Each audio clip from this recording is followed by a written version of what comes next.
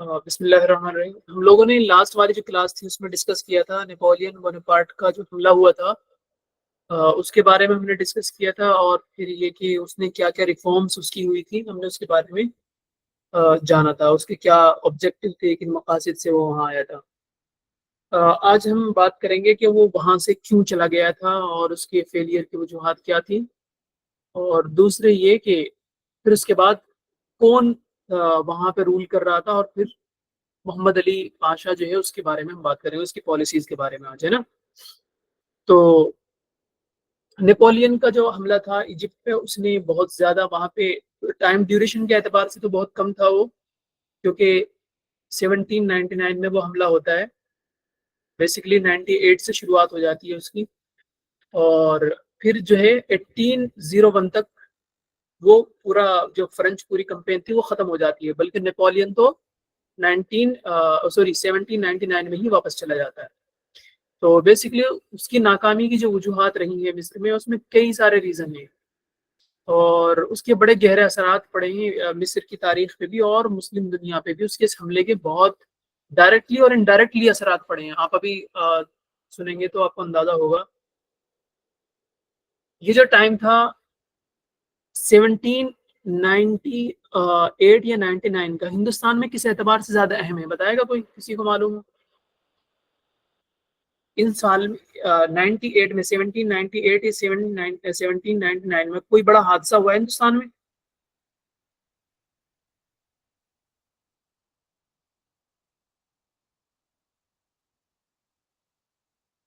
نہیں ذہن میں آ رہا ہے کسی کے. اچھا بتاؤ، ٹیپو سلطان کی شہادت کب ہوئی تھی؟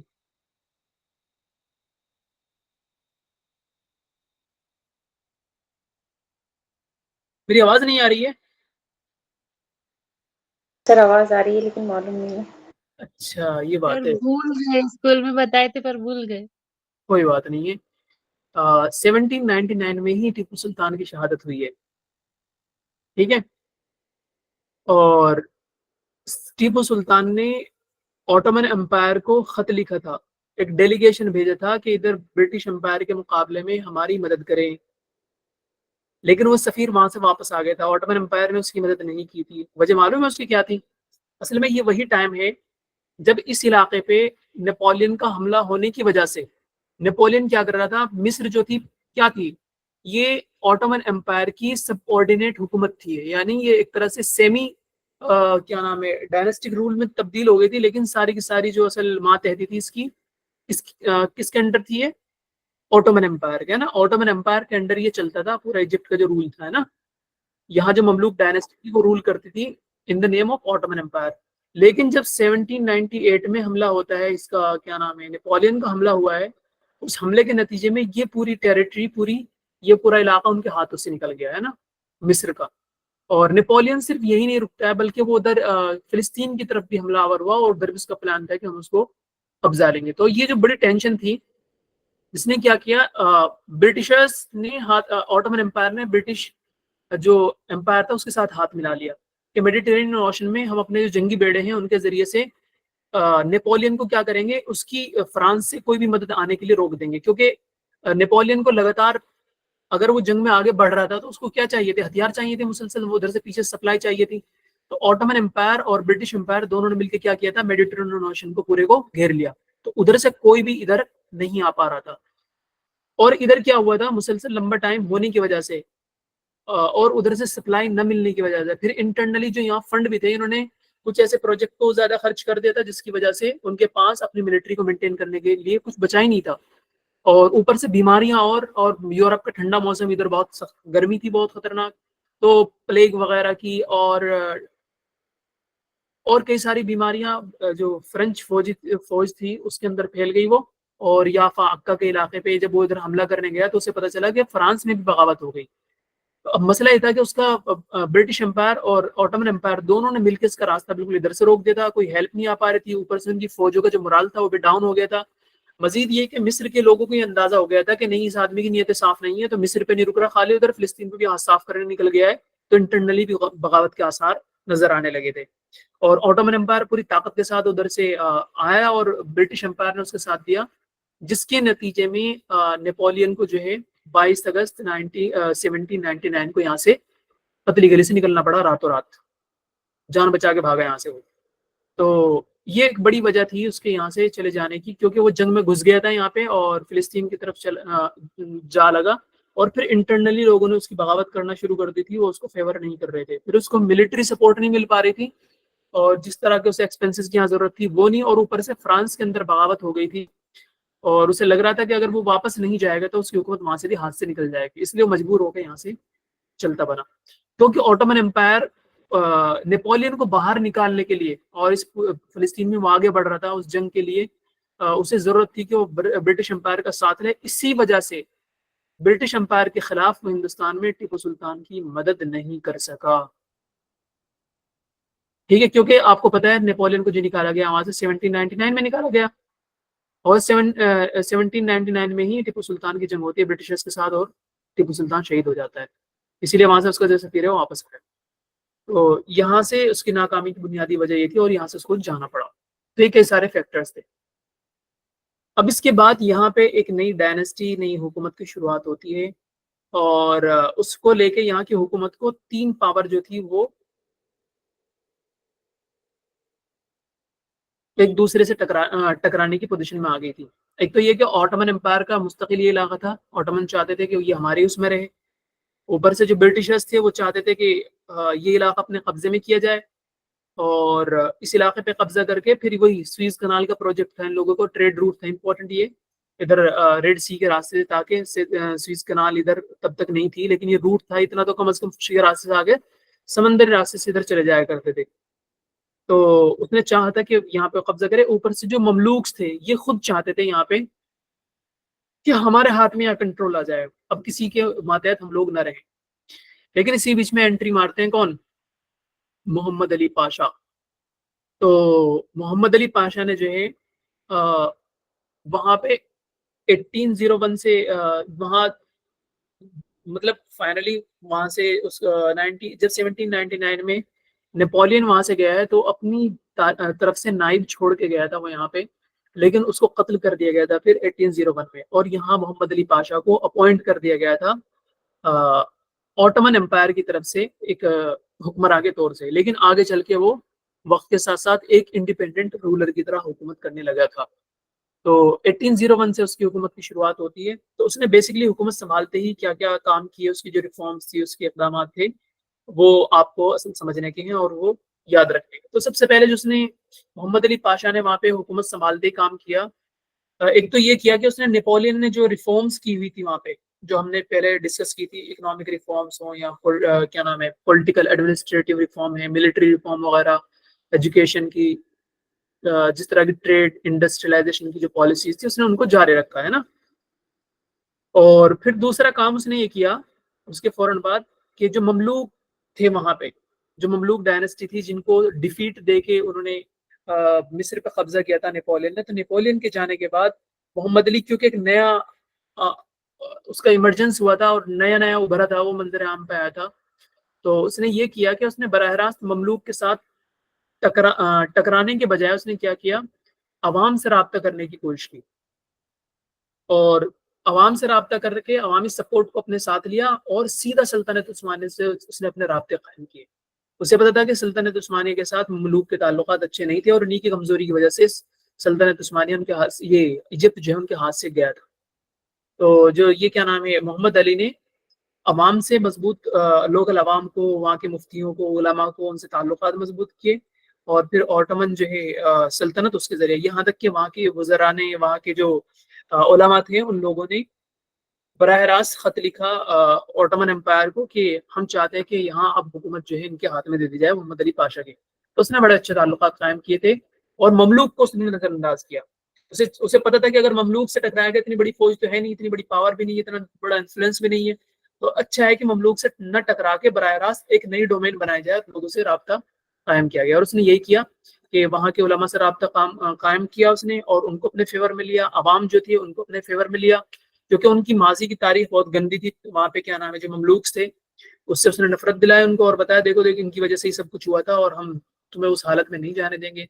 और फिर ये कि जब लोग उनसे बड़े अच्छे ताल्लुकात हुए तो उन्होंने مزید یہ بھی کیا کہ سپورٹ دینے کے ساتھ ساتھ آٹومن امپائر سے خط بھی لکھا کہ ہم چاہتے ہیں آپ کی طرف سے مصر پہ جو حکومت کرے وہ محمد علی حکومت کریں.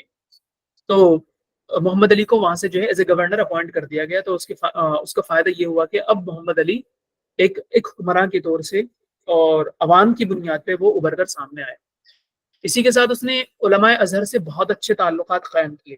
ازہر کی بڑی اہمیت تھی مصر کے اندر, اس کی تاریخ تھی اور علمی اعتبار سے اس کا بڑا گہرا اثر ہے مسلم دنیا پہ بھی اور مصر میں خاص طور سے.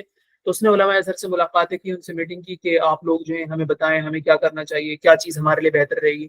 تو علماء سے اس نے رابطے کیے, ان کو بڑی عزت کے ساتھ اس نے خیر مقدم کیا ان کا.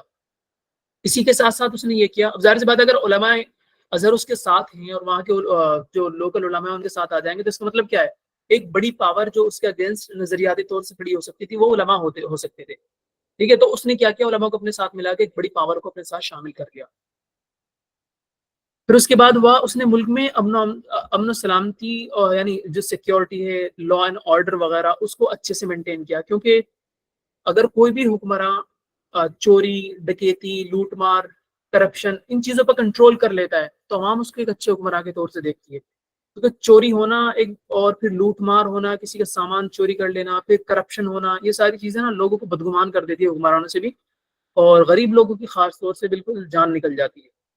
تو اس نے سب سے پہلے یہی کام کیا کہ لوگ اس لیے بہت زیادہ پریشان ہوتے تھے کہ جاتے ہوئے ڈرتے ہیں لوگ اپنے سامان کے لیے انسیکیور فیل کرتے ہیں, کوئی بھی آتا ہے چوری کر کے لے جاتا ہے, اور ڈکیتی بہت زیادہ ہوتی تھی. تو اس نے کیا کیا, وہاں پہ لا اینڈ آرڈر کو مینٹین کیا, چوری وغیرہ اور جو جرائم تھے ان کو کم کیا تاکہ لوگ ایک پرامن زندگی اور سیکیور زندگی گزار سکیں.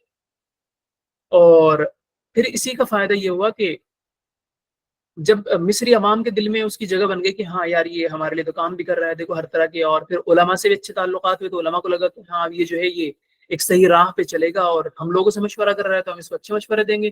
تو عوام اور علماء دونوں کی مدد سے اس نے یہ کیا کہ ایک مضبوط حکومت بنانے میں کامیاب ہو گیا. اور 1805 میں اس کو گورنر کا فرمان مل گیا تھا گورنر بننے کا. کہاں سے؟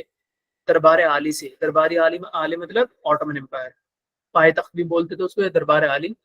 وہاں سے اس کو 1805 میں گورنری کا عہدہ مل گیا تھا. یہ تاریخ لکھ لیجیے گا.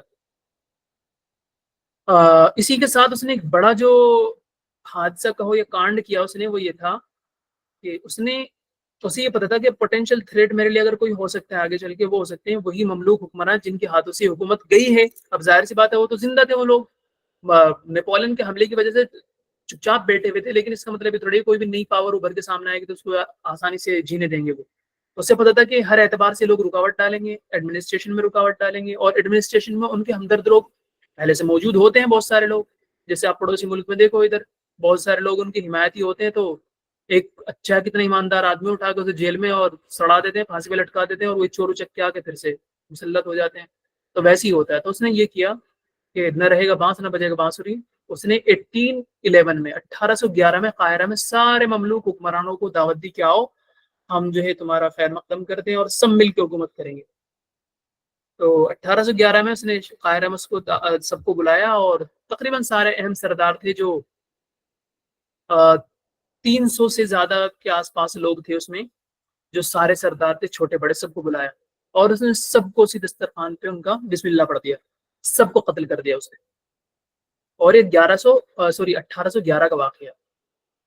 تو اس سے یہ ہوا کہ جو مملوک حکمران تھے, جو پچھلے حکمران, ان کا بالکل سرے سے صفایا ہو گیا. تو اب محمد علی کے سامنے کوئی چیلنج باقی نہیں رہ گیا تھا. تو بالکل ابتدائی کام جو ہے اس نے کیے تھے, جو بالکل انیشل جو اس کے قدم تھے وہ یہ تھے, اور ان کو خاص طور سے ذہن میں رکھیے.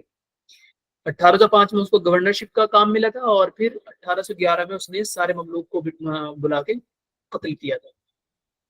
جب وہ گورنر بن گیا باقاعدہ, اور گورنر کے بعد اس نے ایز اے ایڈمنسٹریٹر کچھ کام کیے, تو اس میں اس نے خاص طور سے جو چیزیں کی ان کو ہم کئی الگ الگ اسٹیپ میں وہ کر سکتے ہیں.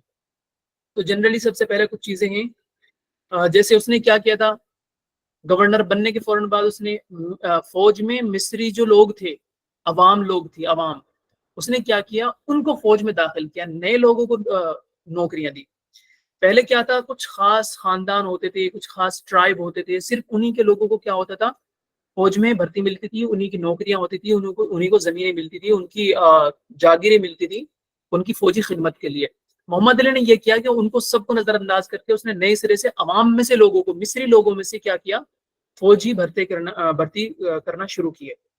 جب اس نے عوام میں سے لوگوں کو بھرتی کرنا شروع کیا تو لوگوں کو محسوس ہوا یار یہ تو بہت اچھا ہے، دیکھو ہم لوگ جو ہیں یہ ہمارے بیچ میں سے لوگوں کا انتخاب بھی کر رہا ہے، فوجیوں کے لیے ان کو نوکری اور جو کیا نام ہے ملازمت وغیرہ بھی ان کو ملی۔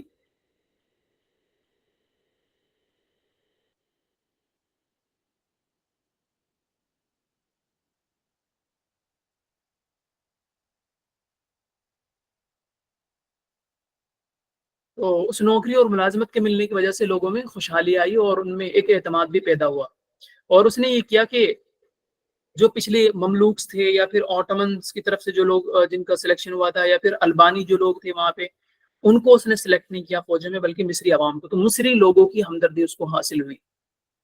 اور اسی طرح سے جو نوکر شاہی تھی، بیوروکریسی، مطلب پولیس ہو، کلرک ہوں، یا پھر الگ الگ عہدے پہ، الگ الگ کیا نام ہے سول سروسز پہ ڈفرینٹ ڈفرینٹ ڈپارٹمنٹس ہوتے ہیں، ان سب میں اس نے کیا کیا تو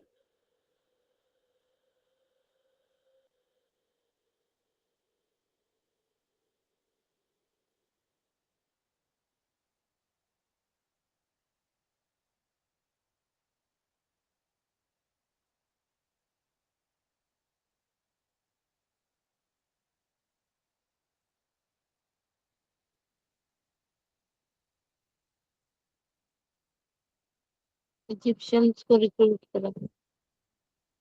ایک منٹ،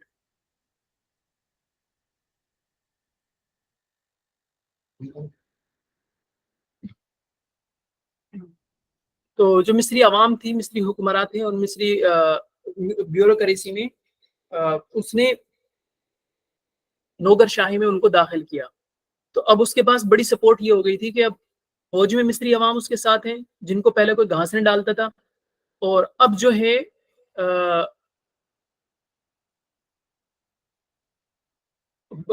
فوجوں میں ہونے کی وجہ سے اور ایڈمنسٹریشن میں ہونے کی وجہ سے دو بڑے سبب ان کے پاس ہو گئے تھے خوشحالی کے۔ ان کی نوکری لگ جاتی تھی، روزگار مل گیا تھا ان کو اچھا، تو ان کی خوشحالی کا بھی بڑا سبب، اور ان کو یہ لگا کہ یہ آدمی ہمارا ہمدرد ہے۔ اور اسی طرح اس نے ایک بڑا کام یہ کیا کہ جو جاگیردار تھے پہلے جن کے پاس ہزاروں ایکڑ زمین ہوا کرتی تھی، بڑے بڑی جاگیریں ہوتی تھی، اور ان کے ہاں کسان جو ہوتے تھے دوسرے لوگ وہ یا تو مزدوری پہ کام کرتے تھے یا پھر بٹائی پہ، اس نے کیا کیا اس پورے جاگیرداری سسٹم کو ہی ختم کر دیا۔ پہلے جو مملوک حکمراں ہوا کرتے تھے وہ کیا کرتے تھے، کسی سردار کو جو ہے 500 بیگھے زمین، 500 ایکڑ زمین، 600 بیگھے، 600 ایکڑ، 1000 ایکڑ زمین ایسے دے دیا کرتے تھے، اور اس کے نتیجے میں وہ کیا کرتے تھے، وہ اپنے پاس کچھ فوج یا پولیس جو ہے وہ تیار کر رکھتے تھے کہ کبھی اگر ایمرجنسی ضرورت پڑی تو وہ اس کے نتیجے میں ان کے پاس آ جایا کرتے تھے فوراً۔ یا پھر کسی سے خوش ہوئے کسی چیز کی ان کی اچھی کارکردگی کی بنیاد پہ تو ان کو زمین دے دیا کرتے تھے۔ تو اس نے یہ کیا کہ ان سے وہ ساری زمینیں چھینی جاگیرداروں سے، اور ان زمینوں کا مالک عوام کسانوں کو بنا دیا۔ تو اس سے کیا ہوا، لوگوں کے پاس باقاعدہ زمینیں آئیں اور انہوں نے بہت اچھے سے کھیتی کرنا شروع کی۔ تو اس کا فائدہ یہ ہوا کہ لوگوں کے پاس انکم سورس اور پیداوار کے ذرائع بڑھ گئے۔ جو کہ جاگیردار تھے وہ تو چند لوگ تھے، اب ان کی دشمنی بھی لیں گے تو کیا ہی پرواہ ہوتی ہے، جبکہ ادھر دوسری طرف لاکھوں لوگ تھے جو اس کے سپورٹ میں آ رہے تھے، جن کو زمینیں مل رہی تھی وہ، تو اس نے جاگیرداری نظام کو بالکل ختم کیا۔ اور اسی طرح سے اب جو ٹیکس لینا تھا اس کو، جو ٹیکس وغیرہ لینے کا جو کام تھا، وہ ٹیکس لینے کا کام اس نے پہلے میڈییٹر ہوا کرتے تھے نا، بیچ میں ایک آدمی ہوتا تھا، جیسے یہ جو الگ سے کچھ لوگ ہوتے تھے علاقائی اعتبار سے، بھائی فلاں علاقے کا ریونیو جو ہے آپ اکٹھا کریں گے، اتنی زمینیں آپ کے قبضے میں، آپ ہمیں اتنا بھیج دیا کریں، باقی آپ اپنے پاس رکھیں۔ مطلب کسی کو اگر 1000 ایکڑ زمین دے رکھی ہے، بھائی آپ اس میں سے 10% 20% ہمیں بھیج دیں پیداوار کا، باقی آپ اپنے پاس رکھیے۔ تو اس نے اب یہ کیا، اس میں یہ ہوتا تھا کئی مرتبہ کہ وہ لوگ کیا کرتے تھے، 1000 ایکڑ زمین وہ کھیتی ہوتی تھی بھی نہیں تھی، اس میں تھوڑی بہت ہوتی تھی اور اس کو بھیج دیا کرتے تھے، اور کئی مرتبہ وہ اپنی پاور کا استعمال کر کے دیتے بھی تھے، نہیں بھی دیتے تھے۔ تو اب اس میں کیا ہو گیا، اس نے ان کی زمین ان سے لے کے عوام کو دی اور ان سے براہ راست ٹیکس لینا شروع کیا۔ ایک جو میڈییٹر ہوتا ہے اس کا بھی کام تمام ہوا وہاں سے، تو براہ راست حکومت نے ٹیکس وصول کرنا شروع کیا۔ اور اس سے کیا ہوا, حکومت کی جو انکم تھی وہ بڑھنی شروع ہو گئی. اور ایسا کیوں کیا تھا اس نے, مطلب براہ راست نہیں کیا تھا اس نے یہ کہ زمینیں ضبط کریں ان کی, اس نے کیا کیا, ٹیکس بڑھا دیا اور وہ کمپلسری کیا. اب ظاہر سی بات ہے وہ پیداوار زمین کی اتنی کر نہیں رہے تھے جتنی زمینیں ان کے پاس تھی, تو نتیجہ ہوا کہ سزا کے طور سے ان سے وہ زمینیں ضبط کر لی گئی. اور جو زمینیں, جو لوگ وہاں مزدوری کرتے تھے وہ زمینیں انہی کو اٹھا کے کیا کر دیا گیا, الاٹ کر دی گئی. بس انہیں یہ کیا گیا کہ بھائی یہ زمینیں آپ کھیتی کریں گے, سب کچھ کریں گے, سب چیزیں آپ کے پاس ہے, بس ان کو آپ بیچ نہیں سکتے. تو اب زمینیں بھی حکومت کی ہو گئی اور پیداوار میں ڈائریکٹ ٹیکس ملنے لگا حکومت کو, اور عوام اس لیے خوش کہ ان کو کھیتی کرنے کے لیے زمین مل گئی. تو یہ ایک بہت بڑا انیشیٹو تھا, بہت بڑا قدم تھا جو اس کے استحکام کا ایک بڑا ذریعہ بنا, اس کے مضبوط ہونے کا. اسی طرح سے جو پہلے علماء ہوا کرتے تھے ان کو حکمراں ان کی دینی خدمات کی بنیاد پہ بڑی زمینیں اوقاف کے طور پہ ان کو دے دیا کرتے تھے وقف کے طور سے, یا پھر یہ کہ خوش ہو گئے ان کو زمینیں انعام کے طور سے دے دی جاتی تھی. اب کیا کیا محمد علی نے, یہ کیا کہ علماء سے وہ ساری زمینیں واپس لی اور واپس لے کے ان کی تنخواہیں مقرر کر کے ان کی تنخواہوں کے ذریعے سے ان کے اخراجات کی کفالت کی. اب اس سے کیا ہوا, وہ جو ان کے پاس بڑی بڑی زمینیں اور جاگیریں تھی وہ اس نے اپنے قبضے میں لے لی, اور پھر اگین وہ ساری زمینیں اب جو لوگ ہوتے تھے ان کے حوالے کر دی, وہ کھیتی کرتے تھے, اور اب جو ٹیکس آتا تھا اس ٹیکس کے ذریعے ان کی تنخواہیں مقرر ہو گئی. اب اس سے کیا ہوا, علماء بھی حکومت پہ ڈیپینڈنٹ ہو گئے, اور دوسری طرف یہ کہ عوام کو اور زیادہ زمینیں مل گئی کھیتی کرنے کے لیے, اور جن لوگوں کے پاس کچھ بھی نہیں ہوتا تھا اب ان کے پاس پیداوار کے لیے یا سورس آف انکم کے لیے کم از کم کوئی ذریعہ بن گیا ان کے پاس. اب اس میں بہت ساری زمینیں ایسی تھی جن میں مسئلہ تھا اریگیشن وغیرہ کا, پانی کی سپلائی وغیرہ کا, تو اس نے یہ کیا کہ بہت ساری کنالز وغیرہ بنوائی اس نے, بہت سی بنجر زمینوں کو آباد کرنے کے لیے اس نے ڈیم وغیرہ کا پلان بنایا, جو پچھلی کچھ نہریں وغیرہ تھی ان کی صفائی وغیرہ کرا کے ان میں پانی وغیرہ کا انتظام کرایا. اور اس کا نتیجہ ہوا کہ جو 1/3 پیداوار تھی پہلے, جو مطلب اگر مانیے آپ 100% اگر زمین تھی ایگریرین جو لینڈ تھی اگر وہ تھی, تو اس میں سے صرف 35% کے آس پاس جو زمین تھی اس پہ پیداوار ہوا کرتی تھی. آلموسٹ 65 to 70 جو کیا نام ہے 70% کے آس پاس زمین جو تھی وہ ہمیشہ بنجر زمین پڑی رہتی تھی.